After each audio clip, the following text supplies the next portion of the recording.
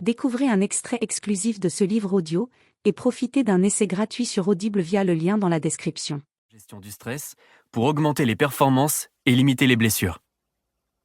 Chère audiolectrice, cher audiolecteur, si vous pensiez avoir tout lu ou entendu sur l'activité physique et le sport, vous n'êtes pas au bout de vos surprises. Saviez-vous qu'on peut être sportif et sédentaire ?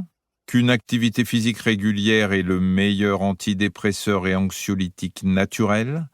Qu'elle booste les performances scolaires et professionnelles, rajeunit votre peau et atténue l'expression de vos mauvais gènes ?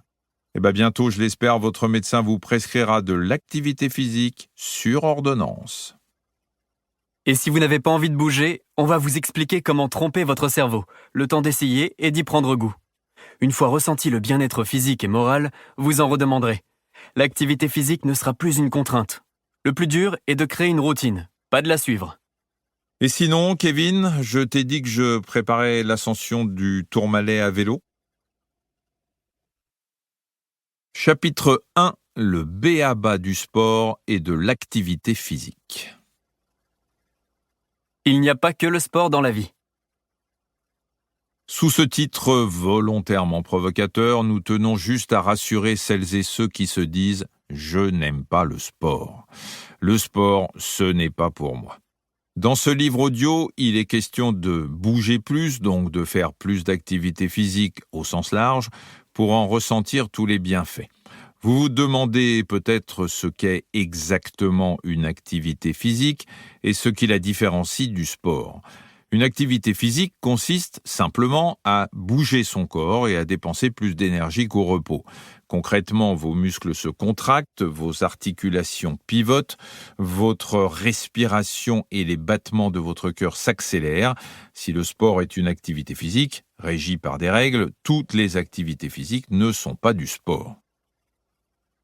Bouger est un besoin vital pour l'humain, comme respirer, boire, manger ou dormir.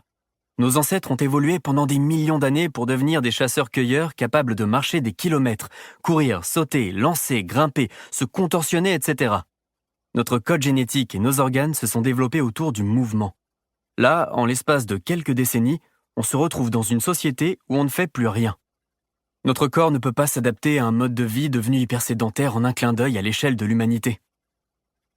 On ne fait plus rien et on mange autant, voire plus. Or, en médecine, le principe est simple. Tout ce qui rentre doit sortir. Dépenser les calories avalées est donc l'équation de base, sous peine de dérégler notre équilibre. S'il est important de manger équilibré, il est primordial de bouger plus tout au long de la journée. L'idée est donc de rapporter du mouvement dans tous les aspects de votre quotidien. Pas seulement de vous dépenser une fois par semaine ou un mois avant les vacances d'été. Au-delà de la santé, prendre goût à l'activité physique change la vie, vraiment. Une fois le plaisir installé, on ne peut plus s'en passer. Je ne connais personne chez qui cela n'ait pas marché, peu importe l'âge ou la forme au moment de s'y mettre ou remettre. Vous allez probablement être surpris de découvrir dans votre journée un tas d'occasions de bouger plus sans forcément passer par la case fitness ou running. Marcher, la première activité physique. La marche est le meilleur remède pour l'homme, aurait tweeté Hippocrate il y a 2000 ans. Avant cela, il aura fallu environ 5 millions d'années d'évolution à nos ancêtres pour devenir pleinement bipèdes. Chez les bébés, se lever et marcher sur 2 pieds reste un long parcours du combattant, accompagné d'importantes modifications squelettiques et musculaires. Une fois acquise, la marche devient un moyen de locomotion universel, économe en énergie et en attention. Elle peut nous mener loin pendant longtemps. D'ailleurs, les grands marcheurs vivent mieux et plus vieux, c'est prouvé. C'est la première des activités physiques et pourtant nous marchons sans y penser. Pire, nous oublions de marcher. Les campagnes de prévention sanitaire, nos montres connectées et nos smartphones doivent sans cesse nous le rappeler. Marcher est bon pour la santé. Contrôle du poids, réduction des risques de maladies cardiaques et d'accidents vasculaires cérébrales, baisse de la tension artérielle et du cholestérol, lutte contre l'ostéoporose et l'arthrose, réduction de la dépression et de l'anxiété, antidote aux insomnies et aux mal de dos, La marche prévient des maladies et les soulage quand elles sont déjà là. Son importance se rappelle à nous quand nous en sommes en...